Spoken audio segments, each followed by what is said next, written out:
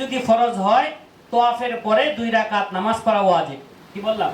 একটা সূত্র মনে রাখেন।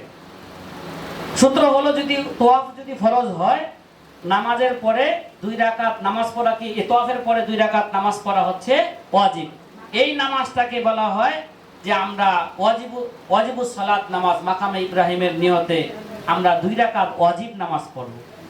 এই তোয়াফের পরে এই ওয়াজিব নামাজ মসজিদের যে মাকামে ইব্রাহিমের সামনেই পড়তে হবে এরকম না, কিন্তু আপনারা পড়তে পারবেন। আল্লাহ আপনাদেরকে সুযোগ করে দিয়েছেন। কেন? আপনারা যেই সময় যাইবেন ওই সময় একেবারেই খালি, ওই জায়গায় নামাজ পড়তে পারবেন ইনশাআল্লাহ। এই জন্য 2-1 সাথী পিছনে দাঁড়াইলেই সহজ হয় নামাজ পড়াটা, পড়তে পারবেন ইনশাআল্লাহ।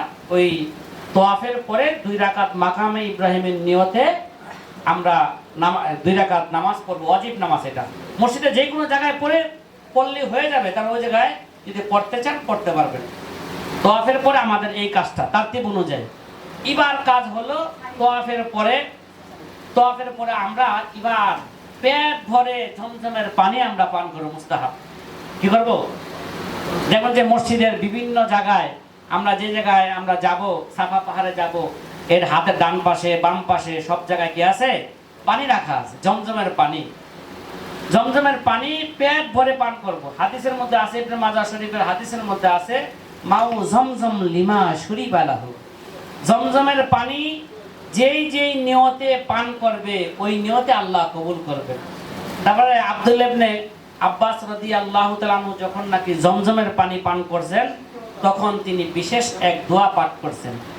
কি দোয়া পাঠ করছেন বলেন তো? মুখস্থ আছে আপনাদের?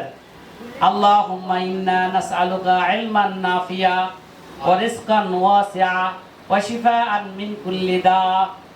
আল্লাহুম্মা ইন্নী আসআলুকা ইলমান নাফিয়া। হে আল্লাহ, তোমার কাছে উপকারী ইলম চাচ্ছি, উপকারী ইলম চাচ্ছি। আল্লাহুম্মা ইন্নী আসআলুকা ইলমান নাফিয়া ওয়া রিজকান ওয়াসিআ। আল্লাহ, প্রশস্ত রিজিক। রিজিক শুধু টাকা পয়সা না, দুনিয়া আখিরাতে চলার জন্য যা কিছু প্রয়োজন এর নাম রিজিক মনে করো। এর নাম কি? রিজিক। আল্লাহ, তোমার কাছে প্রশস্ত রিজিক চাচ্ছি এবং সকল রূপ থেকে মুক্তি চাচ্ছি। আল্লাহ, সুস্থতা আল্লাহ পাকের সবচেয়ে বড় নিয়ামত। আমি যদি সুস্থ না থাকি এই তোয়াফ করতে পারবো?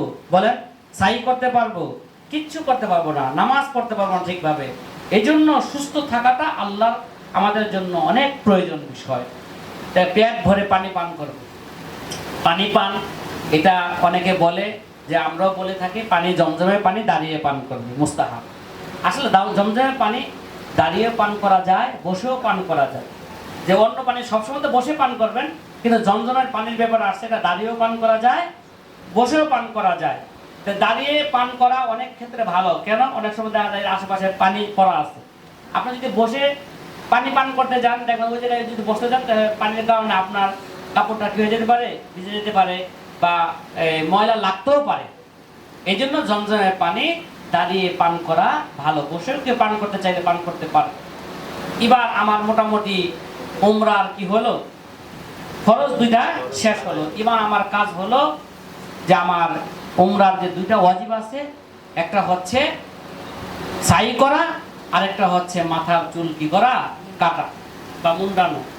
তা এবার আমি আস্তে আস্তে দলের সাথে মুআল্লিম আমাদেরকে পানি পান করায় আমাদেরকে সাফা পাহাড়ে নিয়ে যায়। কোথায় নিয়ে যায় বলেন? সাফা পাহাড়ে নিয়ে যাবে। সাফা পাহাড় দোয়া কবুলের জায়গা। হাদিসের কোরআনের মধ্যে আছে দাব্বাতুল আরদ, যে একটা এই জমিন ফাইটা, পাহাড় ফাইটা